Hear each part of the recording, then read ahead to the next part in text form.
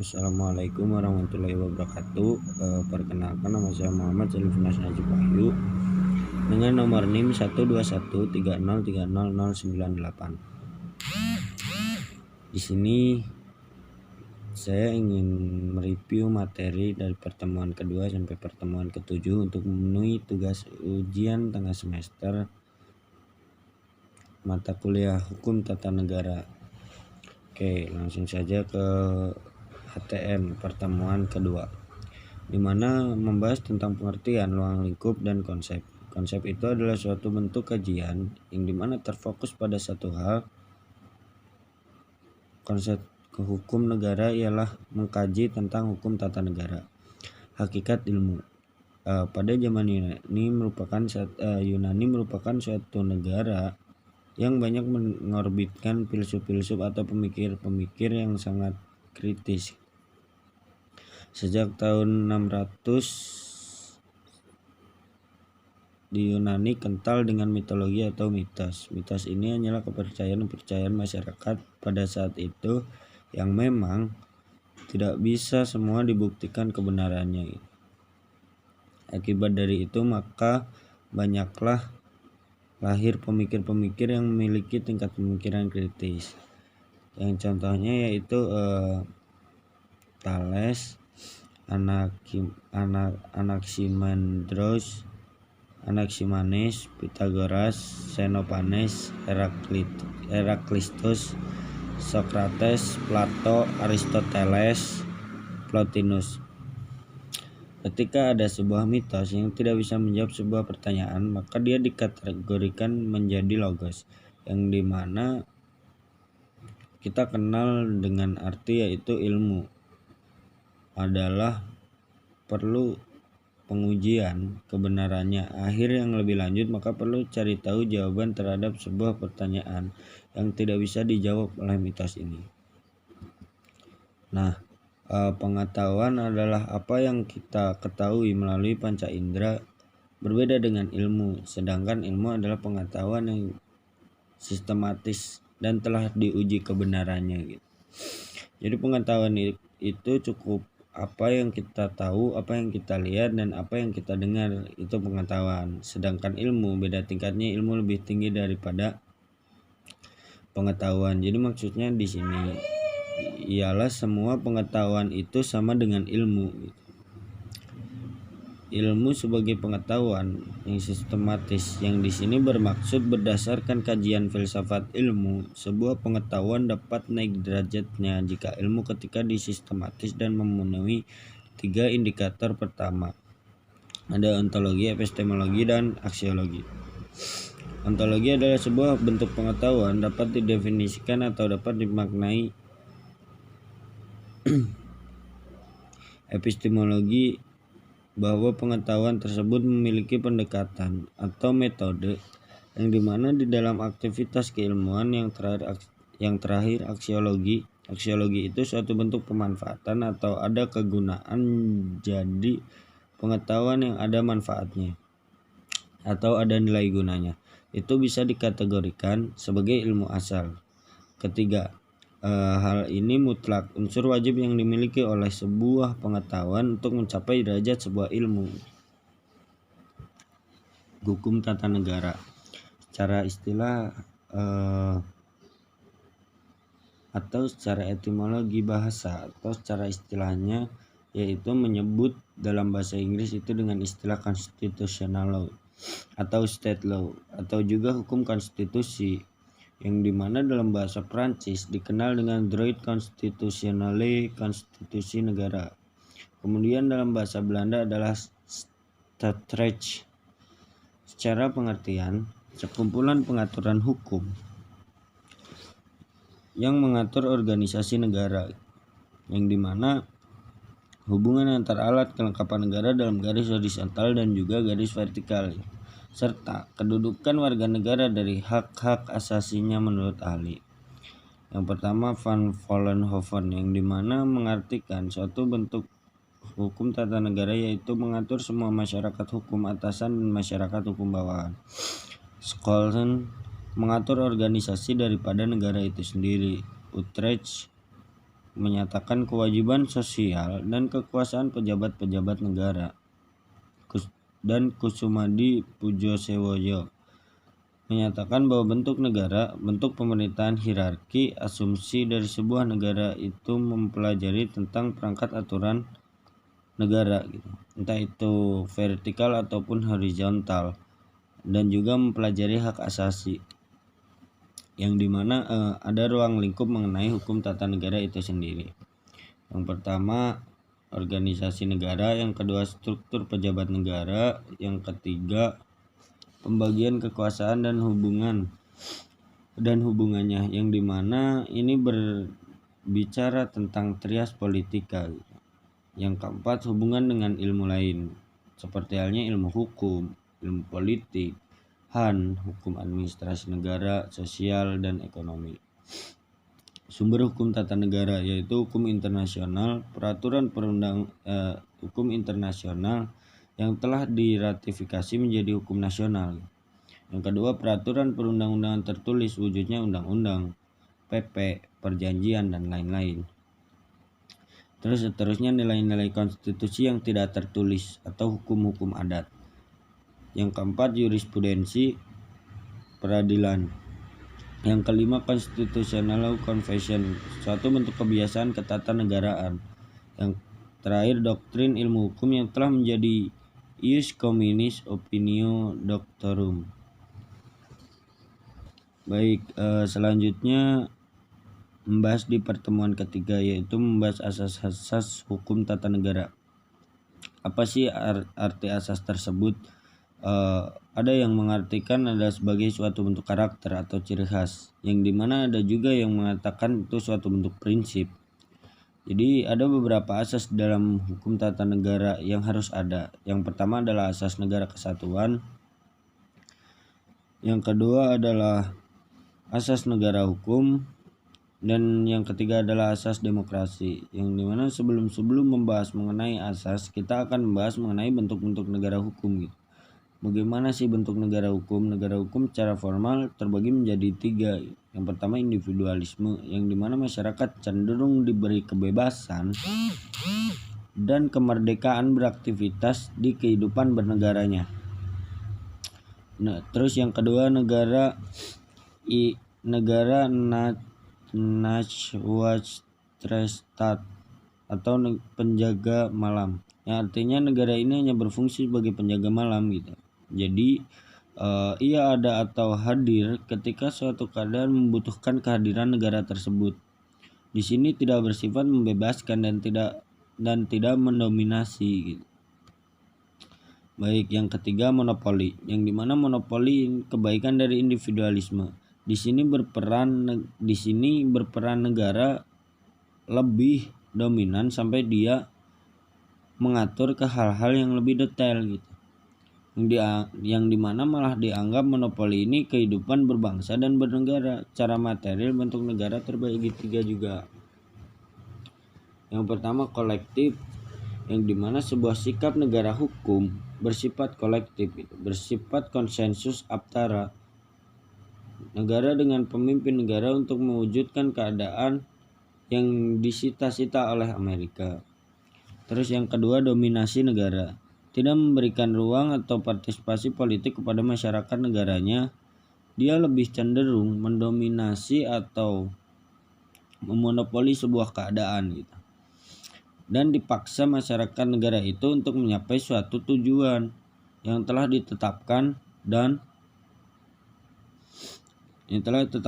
telah dicita-citakan oleh negara tersebut. Terus yang ketiga welfare state, yang dimana cita-cita ideal negara penuh kesejahteraan, jadi dia menggabungkan antara kolektif dengan dominasi negara, jadi terjadilah suatu bentuk keseimbangan gitu. Terus ada juga asas-asas negara kesatuan, yang dimana sebagaimana kita ketahui bentuk negara ada 2. Yang pertama ada negara kesatuan, yang kedua ada negara serikat atau federal gitu. Negara kesatuan dia dalam bentuk pemerintahan lebih cenderung sentralistik, yang dimana di negara kesatuan ini ada beberapa asas gitu. 1. Desentralisasi, 2. Dekonsentrasi, 3. Tugas pembantuan. Di mana desentralisasi ini bisa diartikan suatu bentuk pelimpahan sebagian kewenangan negara kesatuan atau negara pusat terhadap pemerintahan daerah yang disebut dengan otonomi daerah. Dekonsentrasi, yang dimana bisa diartikan suatu bentuk penyelenggaraan pengurus pusat yang dilimpahkan ke daerah. Terus yang ketiga, tugas pembantuan, yang dimana memiliki wewenang atau urusan pemerintahan pusat yang bila mana suatu waktu itu dibutuhkan peran daripada daerah. Terus ada juga negara hukum. Ciri-ciri negara hukum: International Commission of Justice di Bangkok pada tahun 1965 pada saat itu, yang dimana menjelaskan sebuah negara dikatakan menjadi negara hukum bila mana dia memiliki asas-asas yang enak ini, dimana yang pertama memiliki jaminan HAM, yang kedua badan kehakiman bebas atau mandiri, yang ketiga pemilu yang bebas, yang keempat kebebasan menyatakan suatu bentuk pendapat, yang kelima kebebasan berserikat, yang keenam berpendidikan kewarganegaraan. Terus selanjutnya ada juga asas demokrasi. Di mana asas demokrasi ini dikenal dari, oleh, dan untuk masyarakat gitu. Jadi asas demokrasi ini lebih menyusung kepada kedaulatan rakyat. Ada beberapa indikator menurut Afwan Ghaffar, di mana 1. Penyelenggaraan kekuasaan berasal dari rakyat, 2. Penyelenggaraan kekuasaan secara bertanggung jawab, ketiga adanya partisipasi langsung atau tidak langsung, yang keempat rotasi kekuasaan, yang kelima pemilu, yang keenam kebebasan dijadikan hak-hak dasar manusia. Terus selanjutnya pada pembahasan pertemuan selanjutnya yaitu membahas tipe dan juga bentuk susunan negara. Yang pertama ada negara kesatuan, yang dimana negara kesatuan bersifat vertikal manajemen. Model layaknya Inggris dan Jepang dianggap sebagai model yang lebih berpusat. Kedua negara tersebut menganut sistem kerajaan dan kekaisaran, namun dalam pelaksanaan keduanya sudah menganut negara kesatuan. Ada juga di dalam negara kesatuan ini Central Representative Model, yang dimana model ini dianggap terpusat tetapi sebagai representasi dari negara-negara lain. Di antaranya negara penganut model ini adalah Swedia, Spanyol, dan juga Denmark. Terus selanjutnya Unification Model adalah model penyatuan atau integrasi seperti negara Belanda. Terus yang terakhir Mixed Model, yang dimana bentuk campuran model yang dianut oleh negara Prancis. Ada juga karakter daripada negara kesatuan, yang dimana memiliki satu konstitusi yang berlaku. Tidak ada konstitusi dalam konstitusi yang diakui oleh negara. Terus yang kedua, 1. Pemerintahan di tingkat pusat sentralistik yang memegang kendali lebih dominan terhadap suatu bentuk pemerintahan daerah. Terus yang ketiga, 1. Kewarganegaraan. Yang keempat, satuan pemerintahan lokal atau daerah yang merupakan subdivisi pemerintahan pusat. Terus yang kelima, dominasi pusat. Ada juga negara bagian atau federal state, yang dimana pertama, negara yang perasaan sebangsa, diantaranya kesatuan-kesatuan politik yang hendak membentuk federasi. Terus yang kedua, keinginan untuk membentuk ikatan yang terbatas. Negara bagian memiliki heterogenitas yang sangat tinggi, begitu pula tingkat sentimen, kemudian sensitivisme yang berkaitan dengan ras dan sebagainya. Federal menghendaki negara dalam negara, tetapi tidak didominasi oleh pemerintah pusat atau serikat negaranya. Terus ada juga karakter daripada negara bagian, yang dimana satu wilayah terbagi atas negara-negara bagian seperti Amerika Serikat. Terus kedua, kedaulatan yang ganda. Terus ketiga, hubungan antara pemerintah federal dengan pemerintah daerah bersifat koordinatif dan kooperatif, yang dimana kewenangan bersifat eksklusif. Susunan pemerintahan, kewenangan untuk menetapkan perpajakan, dan kebutuhan kerjasama yang sangat minimal. Federal atau negara bagian ini memiliki dominasi yang kuat. Analisis tentang tipe dan bentuk susunan negara adalah negara kesatuan adalah sentralistik di mana segala wewenang dari pemerintah daerah ke pemerintah pusat dalam mengatur urusan kenegaraan berdasarkan aspirasi rakyat negara itu sendiri. Jadi sedangkan negara bagian adalah desentralistik, yang dimana segala wewenang atau pengaturan bersifat dana ataupun pemberdayaan dialihkan dari pemerintah pusat ke pemerintah daerah. Kedua bentuk negara ini saling mendominasi antara pemerintahan yang satu dengan yang lainnya secara berlawanan. Terus pada pertemuan 5 membahas suatu bentuk dan sistem pemerintahan. Bentuk-bentuk pemerintahan menurut Aristoteles, dia berpandangan bahwa ada 4. Yang pertama autokrasi, oligarki, monarki, dan juga republik. Aristoteles mengatakan ada bentuk sempurna dan kemerosotan dari dampak atau implikasi dari sebuah negara. Bentuk pemerintahan suatu negara yang di dalamnya menganut sistem monarki, namun ketika berbalik atau mengalami kehancuran, maka dampak negara tersebut adalah menjadi negara despoti atau tirani. Sedangkan yang kedua ada bentuk sempurna aristokrasi. Nanti outputnya kalau terjadi kemerosotan akan terjadi oligarki Dan yang terakhir ada politeia. Politeia adalah suatu bentuk pemerintahan kota yang dianggap oleh Aristoteles bentuk kemerosotan adalah demokrasi. Nah, autokrasi ini adalah suatu bentuk pemerintahan yang dimana diperintah dengan kekuasaan tunggal seperti raja atau diktator yang tidak dapat diganggu gugat. Ini lebih daripada kerajaan atau kekaisaran. Terus oligarki menurut KBBI dikatakan bahwasanya oligarki adalah pemerintahan yang dijalankan beberapa orang yang berkuasa dari golongan atau kelompok tertentu. Terus monarki sudah jelas bahwasanya monarki ini adalah suatu bentuk pemerintahan Kekuasaan yang dipegang oleh seorang raja atau kaisar pada sistem pemerintahan tersebut biasanya akan berlangsung sepanjang hayat sang ratu, raja, dan juga atau sultan. Beda autokrasi dengan monarki. Kalau autokrasi tidak melulu tentang kerajaan atau kekaisaran, tapi dalam mekanismenya, pemerintahan autokrasi ini sifatnya hampir mirip dengan monarki, namun dia dipimpin oleh satu sosok yang tunggal memiliki power yang kuat, sementara kerajaan dia lebih kepada yang menjadi pembedanya hubungan nasab atau juga keturunan Jadi, hanya keturunan raja atau kaisar yang memiliki kewenangan untuk memerintah di suatu negara tersebut. Dan juga republik, bentuk pemerintahan yang dijalankan berdasarkan kedaulatan rakyat. Republik berasal dari kedua kalimat res dan publica, yang dimana res itu kembali, publik itu kepada umum. Jadi artinya menghendaki kedaulatan rakyat atau kembali kepada kewenangan kehendak rakyat itu sendiri Sedangkan menurut Aristoteles ada 3 bentuk. Yang satu bentuk sempurna, kemudian dampak dari kemerosotannya menjadi apa? Yang pertama monarki, kemerosotannya menjadi despoti atau suatu tirani. Terus yang kedua aristokrasi, yang dimana kemerosotannya menjadi suatu bentuk oligarki atau plutokrasi. Terus yang ketiga politeia, kemerosotannya menjadi demokrasi. Nah, politeia ini adalah bentuk pemerintahan yang sifatnya secara langsung, karena kita tahu bahwa Yunani itu merupakan negara kota yaitu jumlahnya tidak terlalu banyak dan wilayahnya tidak terlalu luas, maka pemerintahan pada kala itu dilakukan secara langsung.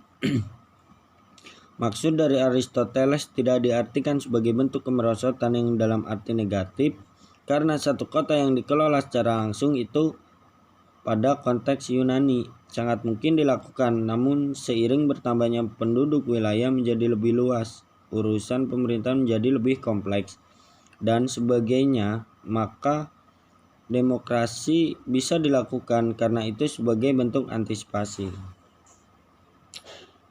Ada juga siklus teori adalah teori bentuk pemerintahan yang berputar atau rotasi pemerintahan. Yang pertama monarki. Monarki ini bentuk pemerintahan bisa dipegang oleh satu orang, kemudian dia berkepentingan atas dasar keluarga atau keturunan. Kemudian outputnya menjadi tirani. Tirani diperintah oleh satu orang. Kemudian di sini terjadi yang disebut dengan penyimpangan atau abuse of power. Kemudian aristokrasi, kekuasaan dipegang beberapa orang, dia memiliki kepentingan. Oligarki, kekuasaan dipegang beberapa orang, dia juga memiliki kepentingan. Demokrasi kembali kepada publik, republik. Kemudian holokrasi, masing-masing orang ini mengatur dalam pemerintahan ini bebas. Itu adalah siklus teorinya. Oke, selanjutnya sistem pemerintahan menurut Mahfud MD. Sistem pemerintahan adalah sistem hubungan dan tata kerja antara lembaga-lembaga negara, di mana kurang lebih ada dua secara umum pemerintahan itu. Yang pertama presidensil, yang kedua parlementer. Nah, untuk presidensil ini ada poin-poin tertentu. Yang pertama, kepala negara menjadi kepala pemerintahan atau eksekutif.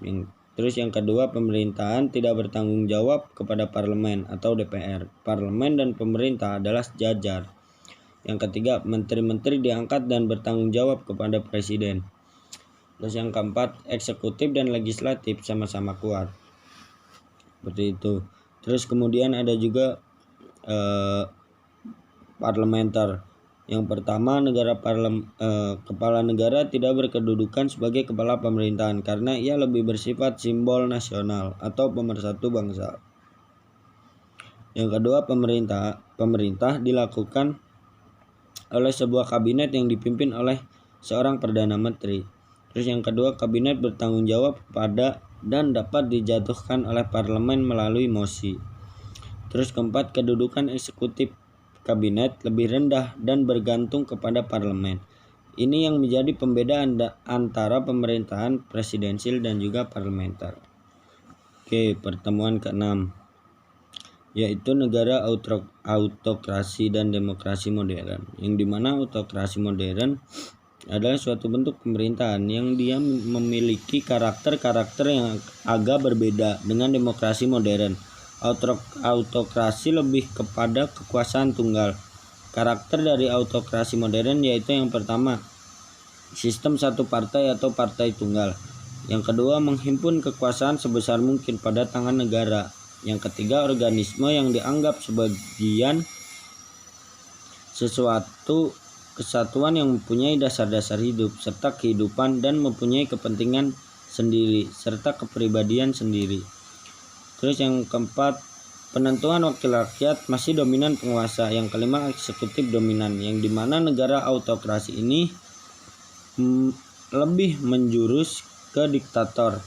Tergantung nanti persepsi masyarakat seperti apa. Kalau orientasinya karena kepentingan pribadi, maka bisa dikatakan konteks negara tersebut otoriter. Namun jika orientasinya kemaslahatan umum, maka tidak demikian. Salah satu negara yang menganut ini adalah fasisme Italia, Nazisme Jerman, komunisme Uni Soviet. Sedangkan demokrasi modern adalah kebalikan daripada autokrasi modern. Yang pertama, sistem multipartai, penyelenggaraan kekuasaan rakyat, kumpulan atau kesatuan daripada individu, dalam arti bahwa individu mempunyai peranan pokok yang harus menentukan dan mengusahakan kebahagiaan serta kesenantiasaan negara. Terus selanjutnya, rakyat memiliki kendali penentuan wakil penuh. Terus selanjutnya, undang-undang dominan. Ini kebalikan dari autokrasi gitu. Yang dimana autokrasi ini menghendaki suatu bentuk sistem partai tunggal gitu. Penyederhanaan partai. Kalau demokrasi nggak dia memberikan keleluasaan untuk dia bisa berpartisipasi dalam penyelenggaraan bangsa dan negara. Dalam hal ini adalah memberikan ruang kepada masyarakat secara tampil menjadi poin dalam bernegara. Autokrasi tidak demikian. Demokrasi modern kedaulatan rakyat yang paling dominan gitu. Kedaulatan rakyat diimplementasikan atau diwujudkan dalam bentuk peraturan perundang-undangan. Oke, selanjutnya pertemuan ke-7. Teori pembagian kekuasaan dan lembaga-lembaga negara. Pembatasan kekuasaan ada langkah yang bisa dilakukan menurut Maurice Duverger, yang dimana pembatasan kekuasaan bisa dan perlu dilakukan untuk menghalau hal yang tidak diinginkan. Setelah dibatasi, maka dilakukan pembagian kekuasaan tersebut. Menurut Maurice Duverger, ada beberapa syarat yang bisa dilakukan untuk pelaksanaan pembatasan kekuasaan. Yang pertama langsung, yang dimana pemilihan para penguasa dipilih penguasa yang akan datang dan ditentukan batasannya seperti apa. Terus pembagian kekuasaan didistribusikan kekuasaan untuk lembaga-lembaga yang lain. Kontrol yurisdiksional, maka harus dilakukan pengawasan yang lebih ketat. Yang kedua, menambah atau memperkuat kekuasaan pihak yang diperintah. Salah satunya adalah ketika suatu keadaan tidak dapat dikendalikan dan masyarakat yang diperintah itu muak, maka akan terjadi pemberontakan dengan salah satu jalannya revolusi. Yang ketiga, pengendalian kelaliman pihak penguasa dari masyarakat. Pengendalian bisa dilakukan masyarakat baik secara internal maupun eksternal. Terus ada juga pembahasan mengenai trias politika. Yang pertama, Prancis pada abad 16. Fungsi diplomasi, fungsi defensi, fungsi finansi, fungsi justice, dan fungsi politis. Kedua, John Locke pada tahun 1632